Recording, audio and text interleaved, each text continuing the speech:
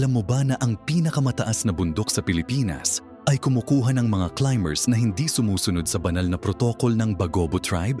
Sa Mount Apo sa Kidapawan, may mga taong bigla na lang nawawala sa kawalan.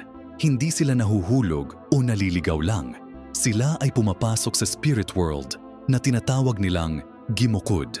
Ang mga indigenous guide ay nakakakita ng mga climbers na biglang lumiliko sa walang-wala. Nakikita pa sila sa thermal camera pero wala na sa physical world. Ang Bagobo Tribe ay nagsasabing ang mga taong walang respeto sa kanilang mga ninuno ay nagiging alipin sa spirit realm. Ang mga search team ay nakakakita ng mga imposibleng ebidensya. May mga camp na mukhang may nag-aasikaso pero walang tao. May mga footprints na patungo sa kawalan.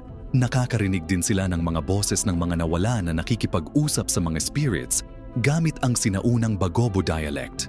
Pero ang pinakakatakutan, minsan bumabalik ang mga nawala para magbabala sa mga bagong bisita. Tumanda sila ng ilang dekada sa isang gabi at nagsasalita ng tribal language na hindi nila natutuhan dati. Kaya kapag aakyat ka sa Mount Apo, huwag kalimutan ang respeto.